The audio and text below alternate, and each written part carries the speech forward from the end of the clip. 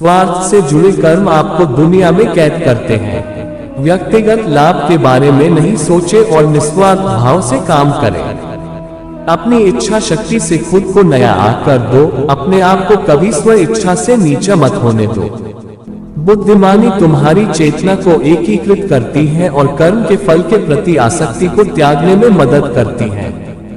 दूसरों के सुख दुख पर कोई यदि इस प्रकार प्रतिक्रिया देता है जैसे वे उसके अपने हैं, तो उस व्यक्ति को सच्चा आध्यात्मिक मान सकते हैं। मैं हर समय से यहाँ पर था, ऐसा कोई समय नहीं है जब मैं यहाँ नहीं था। मैं समस्त भूत में भी विद्यमान था और समस्त भविष्य में मेरा विद्यमान रहेगा। दुनिया का सबसे बड़ा पापी अगर समर्पण के साथ मेरी सच्ची उपासना करे तो मैं उसको भी शुद्ध कर देता हूँ। वे लोग जो केवल कर्म के फल की इच्छा से प्रेरित होते हैं वे अक्सर दुखी रहते हैं। जब किसी की चेतना एक हो जाती है तो उसकी सारी व्यर्थ चिंताएं पीछे छूट जाती हैं। फिर उसको किसी वजह की चिंता नहीं होती है। चाहे चीजें अच्छी हो या बुरी, वह सदा एक सा रहता है। जो लोग अपनी आत्मा से भली भांति परिचित है वे इंद्रियों पर पूरी तरह से नियंत्रण रखते हैं। अपने भूत की घटनाओं पर चिंतित होना व्यर्थ है। तुम ना तो अपने भूत को बदल सकते हो, ना अपने भविष्य की कल्पना कर सकते हो। तुम केवल चिंतित हो सकते हो जो पूरी तरह से अर्थहीन है। मन को शिक्षित कर मनुष्य अपने सोचने के तरीके बदल सकता है और कोई भी कदम उठाना सीख सकता है। यह योग का केंद्रित सिद्धांत है। संसार में जीवित रहने के लिए कर्म करते रहना चाहिए। अपने कर्तव्यों से दूर रहकर कर्म से बचने की कोशिश नहीं करनी चाहिए। जो सुना है उस पर विश्वास मत करो। कुछ लोग अपने विवेक से मुझे अपना बनाते हैं, कुछ लोग ज्ञान से, कुछ लोग कर्म से, कुछ योग से। तुम मुझे किस रूप में प्राप्त करना चाहते हो ये पूरी तरह तुम्हारे ऊपर है। तुम मुझे जिस रूप में बुलाओगे मैं उस रूप में हाजिर हो जाऊंगा। तुम मेरे प्रति सदा चौकस रहो, मेरी उपासना करो, अपने हर एक काम के लिए मेरा स्मरण करो। मैं वादा करता हूँ तुम मेरे प्रिय बने रहोगे। जो मेरे प्रिय हैं उनको मौत का भय नहीं रहता है। मौत उनके लिए मात्र पुराने वस्त्र उतारने के बराबर है। इस दुनिया का आकर प्रत्येक मनुष्य के लिए अलग अलग है।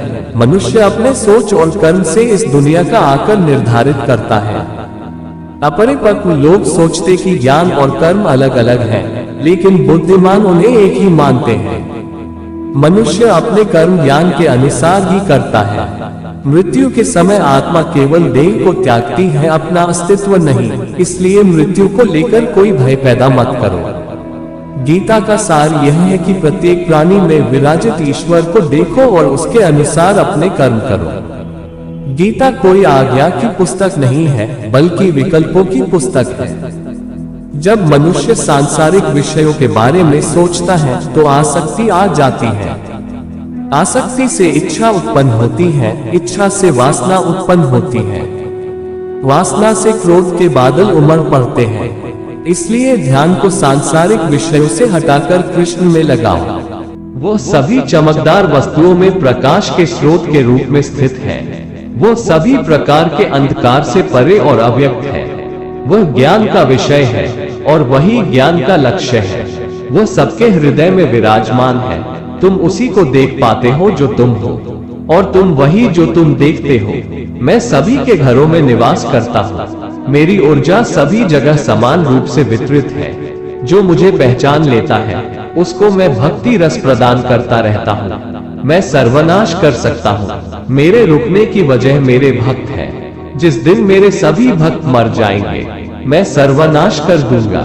जो व्यक्ति अंधकार से मोहित होकर अपने कर्मों को अंजाम देता है मैं उसके खिलाफ खड़ा होता हूँ। तुम हमेशा के लिए यहाँ रहने वाले नहीं हो।